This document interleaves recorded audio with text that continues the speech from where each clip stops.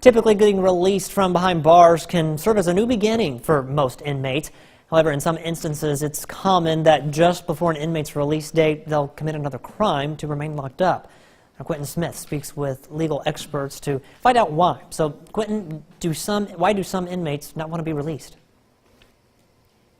Well, Scott, for many inmates, they get accustomed to life behind bars.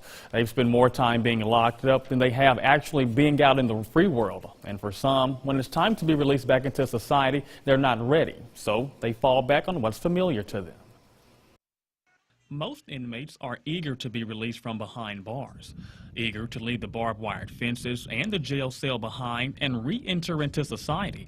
But for others, that's not always the case. We'd like to refer to those as prisonization, where they have anxiety about returning to the free world, and their normal habits, that routine, daily routine is what they become used to in prison. I do know that sometimes people are conditioned to a prison lifestyle, unfortunately, and it makes it difficult for them to transition back into civilian lifestyle. District Attorney Scott Colon and investigator Stephen Woodruff believe homelessness, not being able to adapt to society, and getting comfortable being in the same environment for so long are a few of the reasons inmates don't want to re-enter into society. They have nobody in the free world. They don't have any family to help support them. They have no jobs.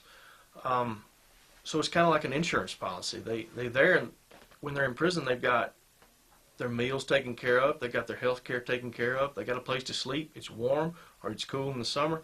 It's a sense of home for them. Getting reacclimated to the outside can sometimes be a rough transition for inmates. I think that if you're around certain people for too long, that you get adjusted to a certain way, and I think prisons need to do a better job of probably transitioning people back into society so they can be ready for that different environment. Colon believes there should be more halfway homes throughout the state.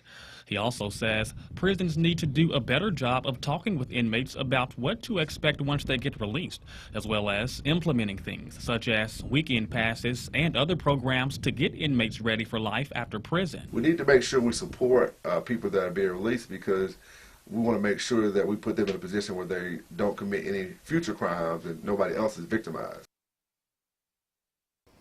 And there are also instances when someone has been released from prison and they're back home, but they're having a hard time getting adjusted back into society. So they'll commit another crime just to go back in. However, I do want to point out there are multiple prisoner reentry programs all throughout the state to help solve this problem. For more information on those programs, just visit our website at WCBI.com. Scott?